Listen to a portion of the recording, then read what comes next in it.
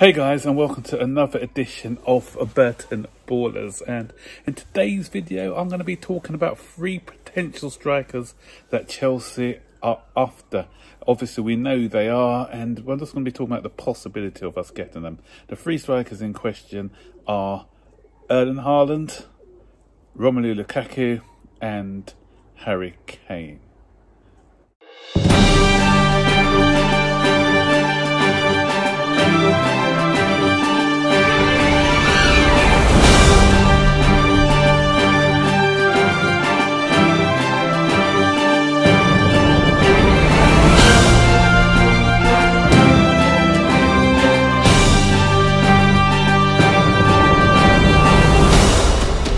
Actually, guys, I'm going to add a fourth striker to this as well. I'm going to be throwing in Robert Lewandowski.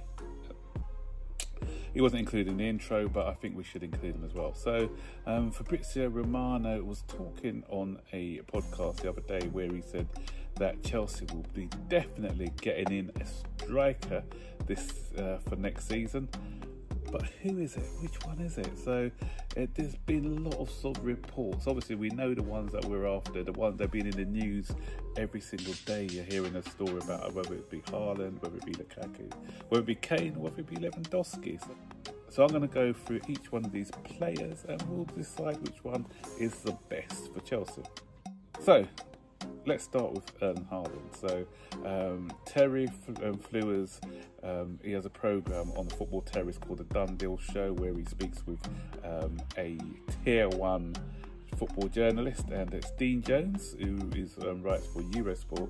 And what he's been saying about Haaland, I'll let him say actually. So listen to this little clip. Is it a strange situation, and a strange situation, but one that he will potentially relish, because financial fair play rules were relaxed a year ago, and that right now it's all quite blurred on how that's going to play out into this season. At the moment, it's looking like you might get away with playing on your personal wealth and actually being able to make bigger bids that you wouldn't have usually been able to lean on pre-COVID. So if Roman Abramovich is able to go and pay what it takes to get Haaland now, then I think he'll do it. I spoke to someone at Dortmund and I said, what would that figure be? Like, what would make them turn their heads? And he said, look, they do not want to sell right now. He's got the 75 million euro clause for next year. That's what they're focused on. But if someone came in with 160 million euros, then that's at the point I think they'll start to think, okay, basically double our money on Haaland to lose him a year early might be worth it. So I think that's the only way you're going to get that deal done, and it's a lot of money. Obviously, that's a lot of money. I'm not saying that Chelsea are going to bid as high as that, but I think that around that 160 million euro figure could be the point at which might become possible, and we might see a transfer that otherwise doesn't seem like it will happen. So there you go, guys. 160 million euro, which equates to what, 137 million pounds, may be enough to tempt Dortmund into selling Haaland in this window. So as you mentioned before, the financial fair play rules being relaxed, this is an opportunity for Roman Abramovich to get this player in. So we're still looking at whether it's viable or not. And I've said it in the past, and I keep reiterating, I think that if we can get him for around about the 130 million, if we can knock them down to 130 million maybe, then yeah, even 120. But if they are insistent, as Dortmund usually are, and they insist on 130 or 137, I think it's definitely a deal worth doing. He's young, he's got age on his side. He's a tier 1 player. He's a top striker. That much we know, and he's got a selling value. So we can get money for him if he decides he wants to move on. His agent being Riola, he's going to want to move him on in the next 5 years anyway. So we'll still be able to make money on this player, because if he comes to Chelsea and does well at a club like Chelsea, if he then wants to go to a Real Madrid or a Barcelona afterwards, then we're looking at we've got 150 million for Hazard as a 28-year-old. If we sell this guy on in 5 or 6 years, then he's going to be a 200 million plus player.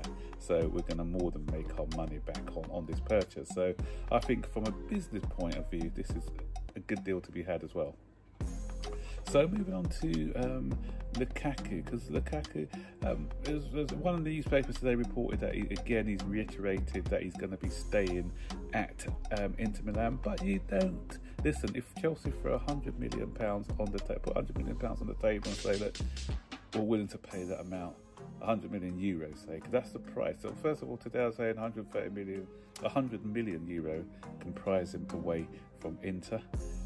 So that equates to what, roughly about £87 million, which is another decent deal. 28 years old now, a guy in his prime. He probably wouldn't have so much of a sell-on value as Haaland as well. So that's why paying the higher price for Haaland, it may seem okay, but with what you're getting with Lukaku is someone who's ready-made, someone who's played in the Premier League, someone who's experienced now. So it won't be as a big gamble to bring him back. But so that's why that's a decent option as well. But going back to what I was saying before, he apparently reiterated that he wanted to stay at Inter Milan, but did he? This was based on a tweet, because somebody said to him, join the blue side of Manchester, and his response on Twitter was, I'm happy at Inter Milan. But what's he going to say? Is he going to say, yeah, I won't mind joining you guys? No, he has to be respectful to the club who he's employed to play for. So he's going to make that diplomatic response. Because he says something in public doesn't mean that that's what's going to happen or could be carried out in real life. So money talks at the end of the day. We all know that. So if a big enough deal comes in for him, then yeah. And other reports as well are saying that we're still in for Harry Kane. We're still very much interested in Harry Kane. I know money talks, and I said that before, but even if I think we put 200 million down on the table for Harry Kane, I still can't see Levy selling him to us. I'll be really, really shocked if that deal was ever to happen. You know, I keep saying, you never say never in football, but for me, if there's a close to a never, then that's Levy selling a player to Chelsea. You know, and I just don't think Kane will come in either, because Kane has got a lot of respect for the Tottenham supporters. Lewandowski, that's an interesting one, because Pinny Zahavi and Roman Abramovich are good friends, and Pinny Zahavi is a client of Lewandowski. But I've mentioned this before, and I'll say it again. For 60 million for a 33-year-old, soon to be 34, would I? And I just don't see the club going in for that one. Paying that amount of money for somebody who's he's still a decent striker, and you've seen it with the likes of Ronaldo and Ibrahimovic, whose career's gone on beyond 37, 38, and they're still at that top level. But are we gonna splash out close to 60 million, 70 million on someone of that age? Although it's a top class, world class striker. The club, that doesn't fit into that model that the club are trying to do. They sometimes break the mold, but in this case, I just can't see it. If it's an attractive price, then yeah. But are Bayern as well prepared to do business with us, especially after there's been a lot of bad blood between the two clubs with the situation with Callum Hudson-Odoi. So one thing's for certain, we will be getting a striker. Let me throw in a little curveball there as well, just because somebody was mentioning, who was it? One of the pundits, I can't remember who it was offhand now, and the name Ivan Toney. came up, because he's somebody who Chelsea have been scouting for a while. The guy plays for Brentford, and they said that they like him a lot, but he's probably not going to be on the A list or the B list. But you know, if we can't get one of those strikers that we've talked about, then somebody like Tony may be an option for the club. I know it will disappoint a lot of our fan base, especially if they want like a tier 1 striker, but you never know. You know, sometimes it's the guys who you bring in who turn out to be the superstars, you know, the ones you don't expect, and the ones who you expect to do well, like your Maratas, your Torreses, your Shevchenko, sometimes they're the ones who don't do well. So, you know, anything can happen in football when, you know, if he can fit in and hit the ground running and score tons and tons of goals. So, yeah. So, what's your thoughts on it?